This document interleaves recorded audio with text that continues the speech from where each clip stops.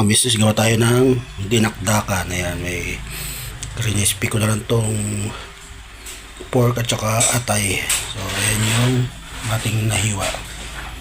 Dinakdakan tayo. Alright. So yun mga misis, magkaya tayo ang ating pork dinakdakan. Crispy po ito, ginawas ko siyang crispy. Kaya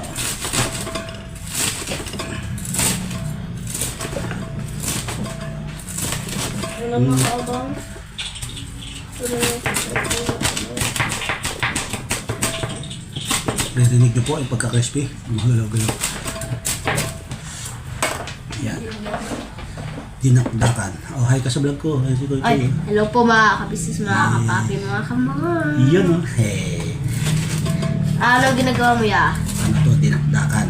Kumakain ka ba nun? Uy. Parang masarap yan ya. Siyempre, sarap to. Basta akong gumawa at ako ang nagluto. Masarap. Yeah. Haluan natin siyempre ng pagmamahal yan. Yes.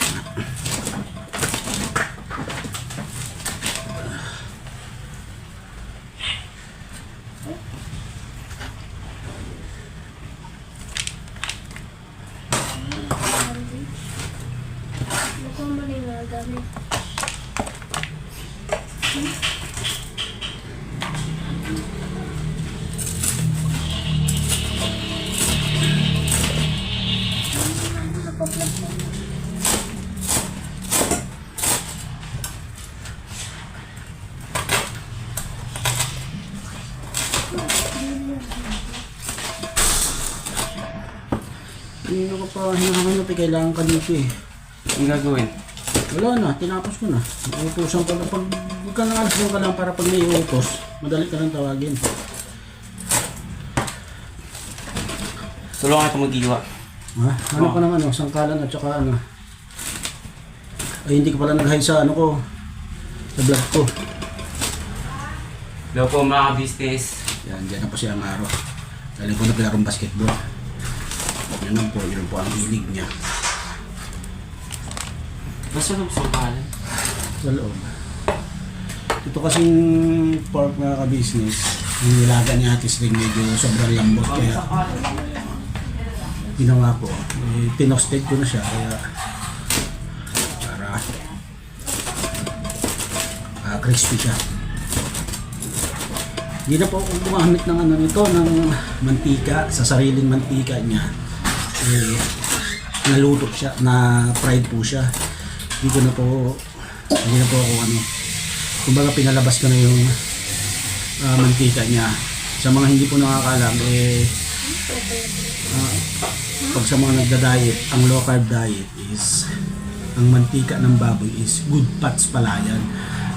Marami kasing iba na ang alam bad fats at o cholesterol yung mga taba-taba ng baka, taba ng baboy. Mali po. Ang talagang nakakaano po ng cholesterol at saka bad fats ay ang kanin at matatamis, mga sugary na ano. Hugasan mo mabuti hinugasan mo mabuti anak. Hugasan mo mabuti. May mga ano. Kailangan na ano yan. Saan? Yan mga yan oh. May sariwang ano pa. Hugasan mo mabuti na. Kasi preparation na to.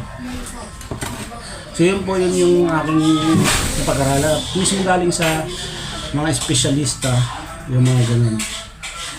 At saka hindi po pala masama ang cholesterol sa katawan kasi kailangan ng tao ng cholesterol ang ating katawan. Nasa ano lang po yan, sa mga kinakain. Kaya pwede kang, pag naka-low carb ka, kahit maraming karne, maraming itlog, wag mo lang hahaluan ng kanin is maganda po. Maganda po sa katawan.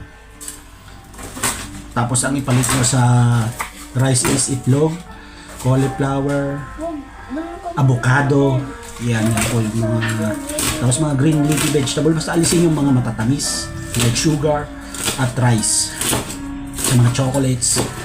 Yes, yung ganito yung as in pino siya na kasi ako pinipino ko kasi Ito. pino siya. Okay. Anuhin mo pa, pinuhin mo dapat yung malaking kutsilyo ang kailangan mo na magpino ka doon. Kasi ano to, crispy noodles. Yan.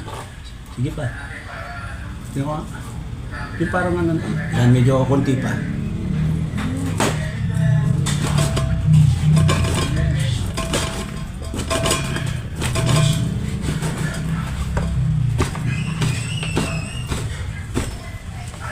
Dinakdakan ba ito ba? Oh.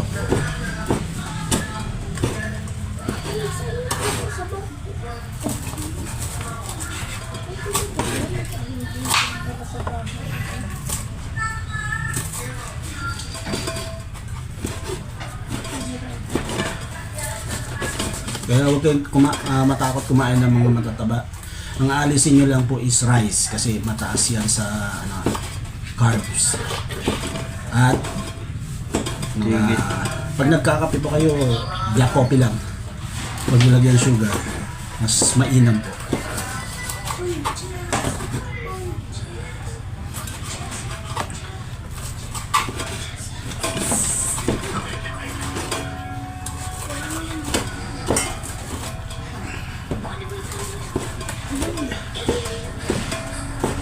FYI po yun pala, for your information.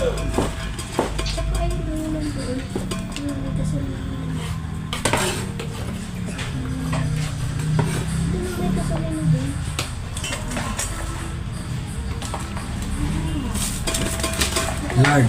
Yung lard, yan ang tawag yung ano ng baka, yung taba ng baka, pinagmantika mo siya, yun ang gamitin mong panggisa, pamprito. Okay na okay po yun, pati yung sa taba ng baboy. Kasi yung ibang cooking oil po is may mga saturated fat na yan. Kumbaga na-process na po.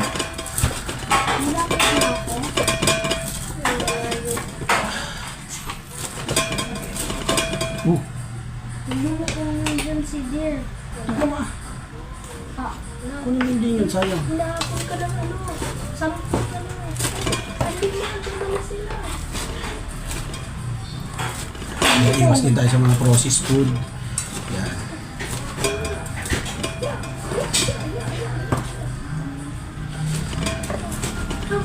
Pasok ko pa siguro yung caldero.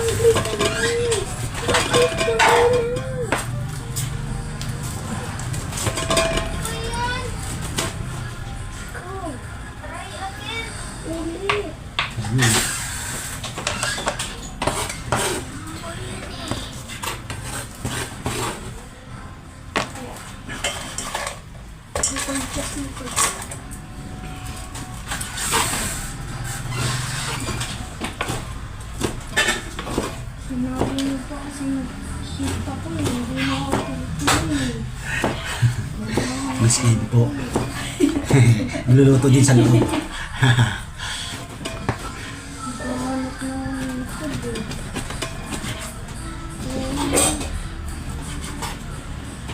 Kahit hindi na pwede. Kanya-kanya kami luto mga ka-business. Yun.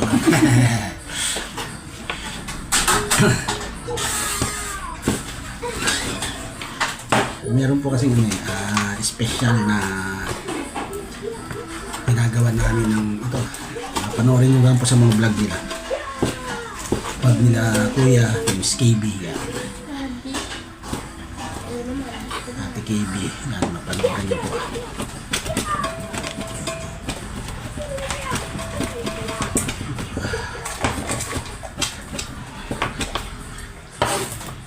Ay, uy, uy, sorry. Sayang.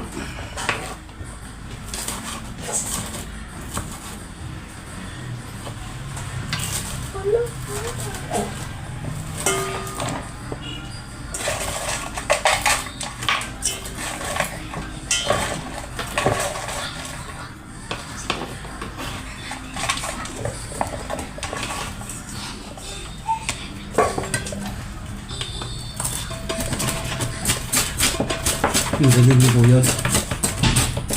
So yung mga business, balikan ko kayo pagkatapos ko ma-prepare na to yung final touch po. Alright, let's go! So yung mga ka-business, ito yung sauce. Sauce natin. Prepare na natin to. Maglagay tayo ng tawag dito yung liver spread. Tapos mayo. Tapos naglagay tayo ng konting oyster sauce and then kalamansi at konting suka pang balance.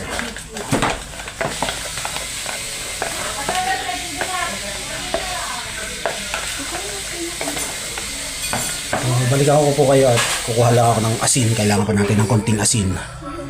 So yan po yung sauce ng ating dinakdakan. So halat pa natin.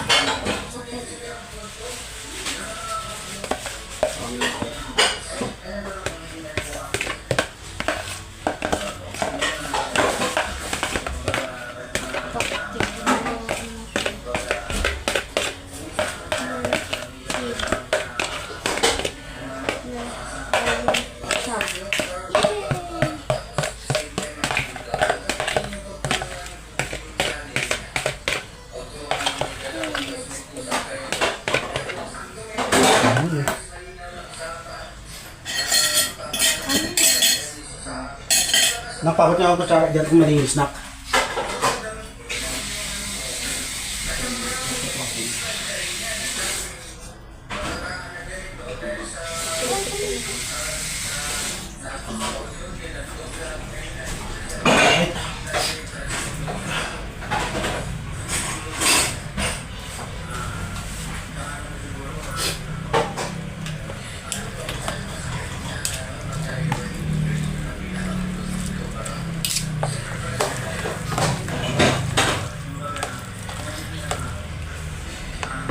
Business siya. Medyo ayusin lang natin yung ating pagkamata.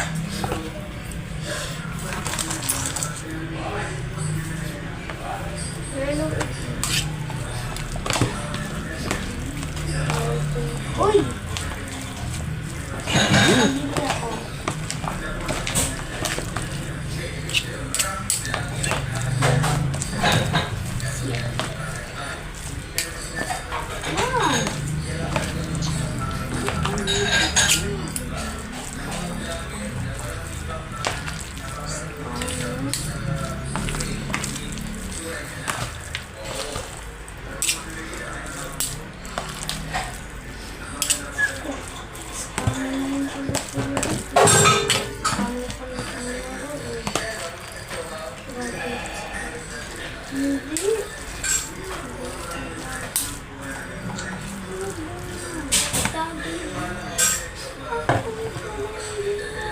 Mix natin, may natira pa mga ka-business. Kulit mo nga yan. Yan, para Kulit mo. talagang ano,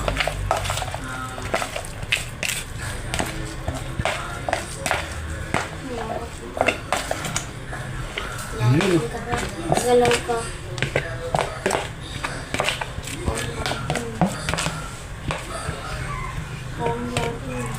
alright.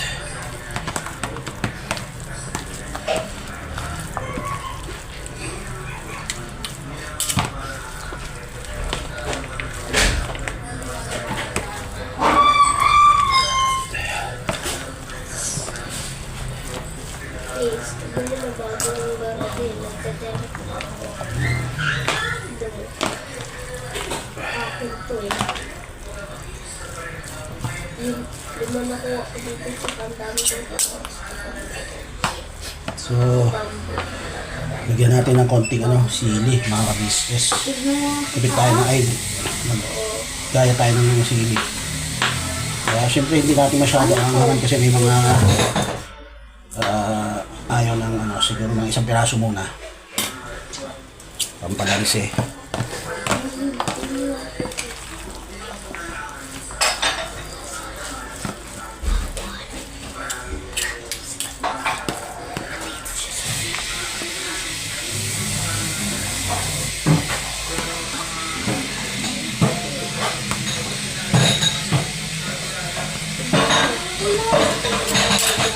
Ayan mga business oh. Alright.